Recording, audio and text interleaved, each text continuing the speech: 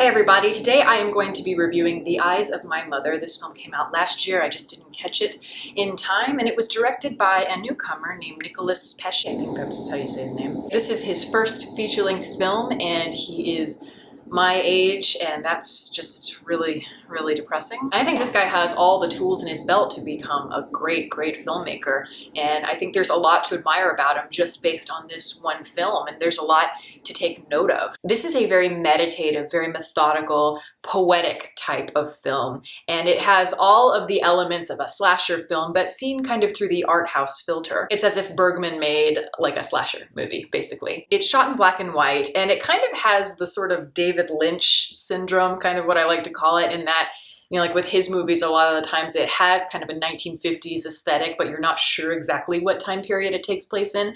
And this film's like that. It looks just in terms of the way that some of the cars look and the wardrobe, the radio, the look of the TV and the farmhouse in which it takes place, makes it look as though it takes place in the 1950s. But there are little things here and there, especially when the main character ventures away from the farm, that kind of suggest otherwise, that suggest this is a more modern film. It might be modern day, but there's a very timeless quality to it. And I just like the aesthetic a lot, but what I appreciate most about the film is how it uses concepts of brutality and sadism in a way that's kind of making a commentary on isolation, on loneliness. How we have all this inner pain built up and we unleash it on other people in very misguided, very distorted ways often. This is very much a coming-of-age story, I think. It's about a young girl named Francisca, and the film begins in her childhood and kind of goes through the evolution of her adulthood. We see her as she starts to discover things, discovering anger, sexuality, maternal instincts, responsibility. And when the movie begins, Francisca is with her mother at the farmhouse that she lives in, and her mother is a surgeon, or used to be a surgeon in Portugal.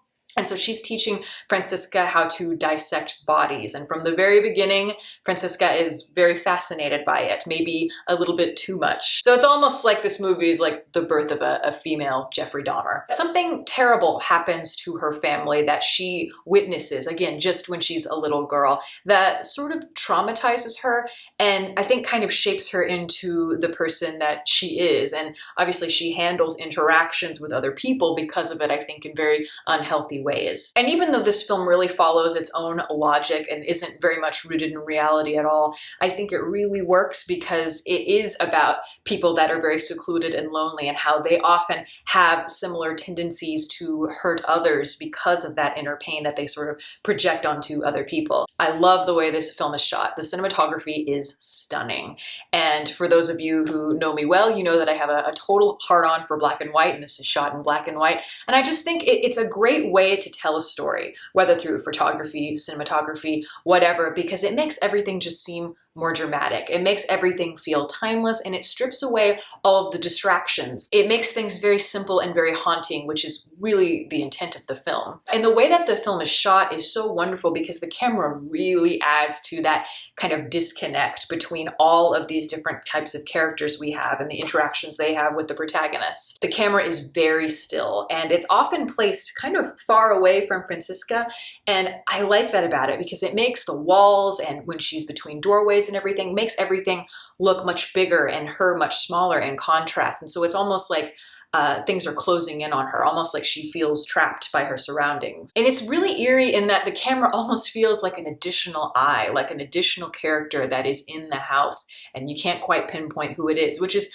very similar to how I felt when I watched The Shining. I think there's a lot of Kubrick influence here too. It's that similar kind of coldness and paranoia. And there are many kind of gruesome killings that happen in this film, but none of them are shown, which I think is very crucial. We only see the aftermath. So there's a lot of cleaning up the blood. Things like that also give it this very kind of cold, methodical feel, as if you're going through the motions, which to me is just more effective because we don't need to see the acts themselves. And it's not just the murders that we're not seeing. We're also not seeing a lot of the very important plot points. A lot of the dramatic scenes that would usually be heavily emphasized in most movies are not shown here. It's all implied. Dialogue is very sparse. You see most everything in terms of what the film's trying to convey through the imagery. And I again think this is very important because it adds to that feeling of isolation.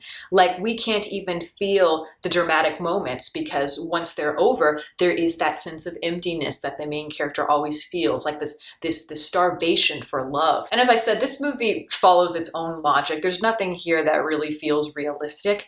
And I think that that's totally fine, because it works more from a psychological standpoint. I don't think a movie always has to be realistic in order for you to buy into it. It's a whole suspension of disbelief sort of thing. Because there are certain things that may not seem realistic at all, but they make sense in terms of the protagonist's motivation. For instance, in the beginning of the film, when I said something traumatic happens to the main character, she obviously is very affected by it, but she doesn't really show it. She plays it very kind of quietly and as though she's not affected, but she keeps certain relics, shall we say, of this traumatic experience that seems very odd. She does this throughout her life. And so while it may not make sense to a bystander, I think it makes sense because with people, a lot of times when something happens to you that's in your childhood, that's traumatic or whatever, you carry it with you throughout your life. And it's almost like you need it, because even though demons, we want them to go away, they're very important in terms of allowing us to grow. She's also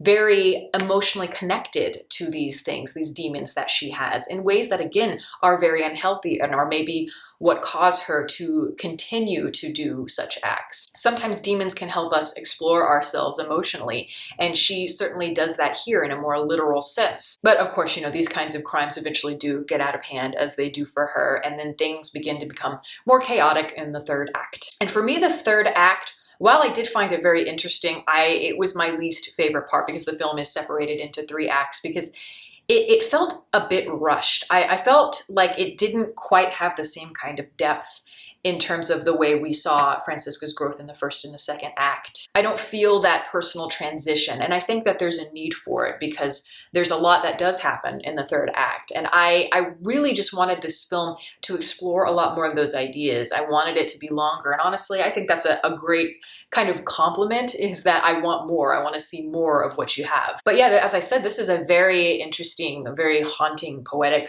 kind of horror flick. I dig it, and I think you will too. And that is my review. Thank you all for listening. If you'd like to follow me on Twitter, the link is below. And you can also like my Facebook page and the link below that. You can watch more videos here, and you can subscribe, but only if you want to. Catch you next time.